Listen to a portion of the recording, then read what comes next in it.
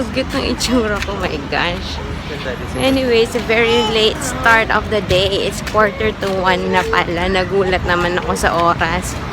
We're off to have lunch. So, yeah. Grabe. Hindi ka na malayan. Nagising ako mga 8? 8 something? Nakahilata lang kami sa kama. Ay, ubos oras. Anyways, my boss is here. Hi, Zach! Yeah. Hindi ba namin alam kung saan kakain. We'll see. Happy Saturday. Wala yung Perry si Vince. Lumabas yata sila.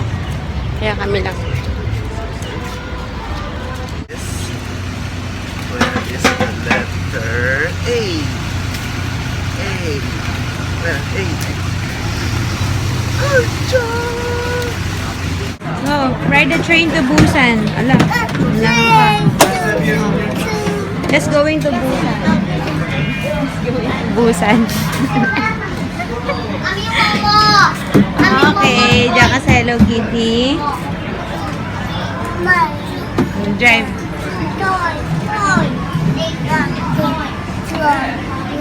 Okay. $1 per ride, samantalang sa SM, 5 pesos. Ito, 35 pesos. We're gonna eat Aspen. Steak candy.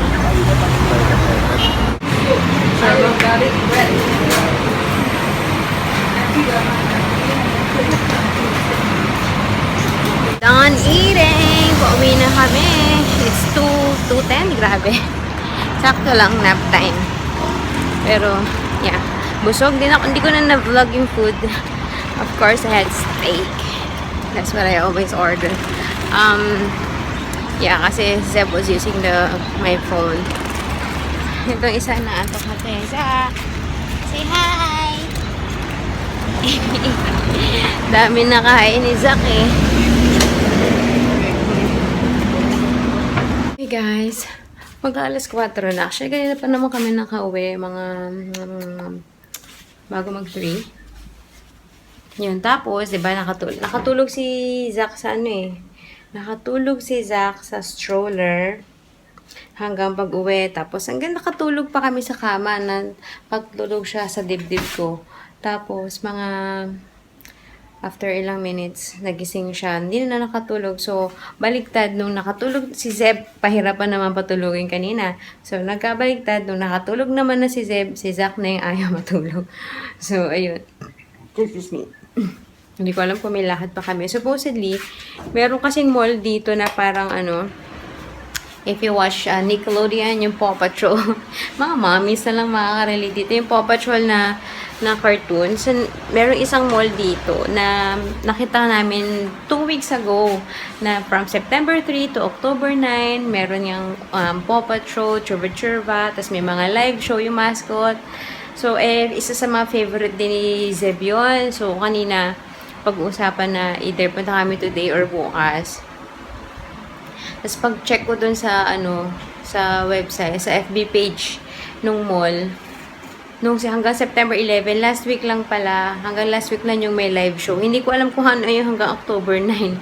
Bakit meron nakalagay? Anyway, so yun, sayang. Na-excite pa man din ako para kay Zeb. Kasi, supposedly, nung nakita ko yun, September 2 nung nakita ko yun, din dito pa kami sa Pinas, diba? And then sabi ko, punta kami, sabi ni Daddy, sige, ano na lang, pag-uwi natin, pagbalik, para kasama daw yung parents niya nga, pasyal-pasyal. Kaso, yun pala hanggang last week. Tapos, na-realize ko, Sabado ngayon, 1 week na pala yung party ni Zach, 1 week ago na. Parang kailan lang. Tapos ngayon, nagtunulit kami. Parang kailan lang eh, ngarag-nagarag ako sa party. Ay, naku, ang bilis. Yung mamamalayan. Birthday naman na ulit ni Zeb. 3 years old na siya. Grabe naman to. Anyways, pinost ko nga pala sa aking Instagram yung, kasi diba sabi ko sa inyo, dadala ako ng few pieces, talagang few pieces lang ng RMK Whitening Dio dito sa Singapore nga. Sabi ko, try ko lang, mali mo, makadagdag, kumikitang kabuhayan. Tama ba yung term? And meron si ate, hindi siya naniniwala. Sinungaling daw ako kasi napapanood niya daw sa vlog ko. Minsan napapatingin daw siya, maitim daw yung kilikili ko. Tingin ko nga, maitim ba? Tingin. Ayan, ayan. Oh, may buhok-buhok pa yan. So, pasensya na. Ngayon, medyo kung may itim-itim yan. Kung may itim-itim yan, buhok yung siguro nakita mo. Tsaka, girl, kapag nagva-vlog ka, ganyan, pag may folds yung kilikili mo, syempre, di ba? Maitim kahit yung ganito mo. Ang tawag dito? Yung ganyan. Pag may folds, makikita mo, may itim. Hindi naman yan, kahit artista, I'm sure. I'm not sure. Biglang doubt no? Siyempre, yung sa artista, ibang level naman ng, di ba, si Vicky Bello and all na kahit siguro sino nga ba yung yung negra na komedyante dati sa Bubble Gang. Kaya niya siguro paputiin yung kilikili ng siguro ganyan, maitim siya tignan. Oh, pero pag ganyan, Carrie Bells! Diba? Nagsisinungaling daw ako kasi nga pinromote ko yung RMK na Dio. Sabi niya, no offense ate. Medyo mabait, pero yung magbitaw ka ng salita na wag magsinungaling sa viewers, medyo maganda pa yung si ate, no offense, ganyan. Pero yung last sentence mo na you're already accusing me na nagsisinungaling ako. So, doon ako na-imbier na. Pero, Kerry, nireplyan ko siya. Sabi ko nga, sa totoo, ngayon na lang ulit ako nakagamit kasi nga, naubusan na ako. Meron akong dala before dito. Hindi ko na maalala anong month yun. Pero may dala ako before. Siyempre, nauubos siya, no? And then, sabi ko, after ko siyempre, nagbuntis ako. Nangitim siya ulit. And after ko mga nakaiza, ngayon na lang ulit ako nakagamit. So, syempre, dumaan ulit siya sa itim stage. nangitim siya ulit. And ngayon, nagsisimula pa lang ulit siya kasi as soon as I got it last week, as soon as I got it from Mafi, talagang gamit ako ulit kaagad kasi nga gusto ko nang pumuti siya ulit. So, yun. So 1 week na pala akong gumagamit. And yun, siguro yung vlogs na napanood, sabi niya kasi, nanonood daw siya ng vlogs, napapatingin daw siya sa kilikili ko maitim. So, yung time na napanood mo, hindi ako gumagamit. So, di ba? Huwag kang mag-judge na nagsisinungaling ako. Kundi, sabunutan kita. Nakakairita yun. Anyways, maliligo na ako. Hindi ko alam kung may lakad pa kami or something, pero I don't think so. Pupunta pa kami doon kasi nga wala namang mahihita ba. Wala namang mahihita. Tsaka, nung nakita ko din yung pictures dun sa Facebook page ng mall, grabe yung tao. Kasi school holiday, kumbaga, bakasyon. So, yung mga bata, yes, ang daming fans. Anyways, maliligo na ako para papuputiin ko yung kilikili ko. Ayoko na i-close up kasi may mga buhok-buhok pa yan, okay? Tsaka, meron pa yung product from yesterday. So, syempre, may libag-libag yan. So, kailangan everyday, kinukuskus mo din yan. So, si ate talaga. I don't think ate siya. Hindi ko alam, tinawag niyo akong ate kung mas matanda ba ako sa kanya or whatever. Pero, watch your words.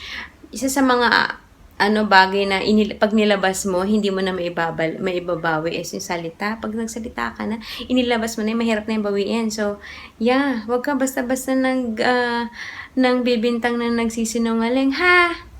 Hindi. Ikaw, hahaba yung ilong mo. Ikaw, sa'yo ang hahabang ilong. Playground time. Zep is somewhere there with Daddy. Then doon sa there. We just finished our crispy pancake. Zach. Hey. Do you want more? What do you say? Please. Very good boy. Saying please. Yay. Yummy. Oh, you dropped it.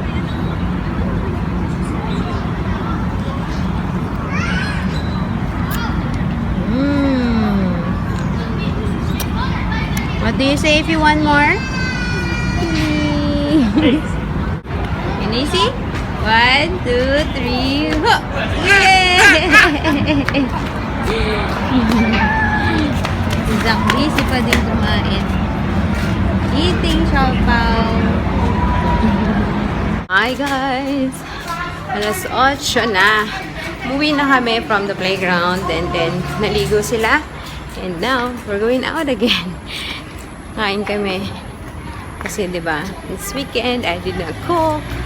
So na. Tapos yun si Zeb, dala-dala ang scooter. It will take us 30 minutes to get there. Bigyan si Zeb ng helmet. You want this blue? Which one you want? Which one you want? What's that? Lahat ba yan dinosaur? Yung isa, parang tiger. Which one you want? Ang cute. It's You want $22.90. blue? Brown? Which one you want? What color do you want? How about you? This one? Dino. This one? This one? This one? This one? Which color? This one?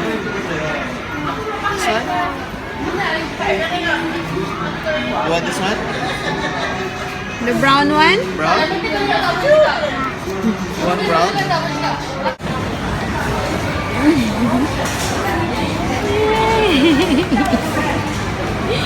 Ayos.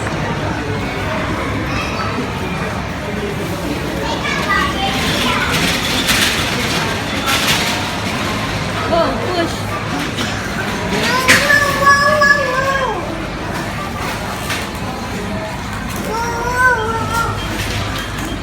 Careful.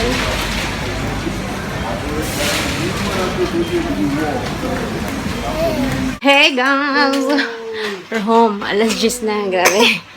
Anyways, we're just gonna say goodnight. I'm gonna change Zeb's diaper. Si Zeb ay tanggalin ng helmet. Zeb! Say bye, Daddy. Say goodnight. Zeb, say bye. Asus. Say bye. Kita ba? Good night. Very good. Good night, guys. See you tomorrow. Thanks for watching.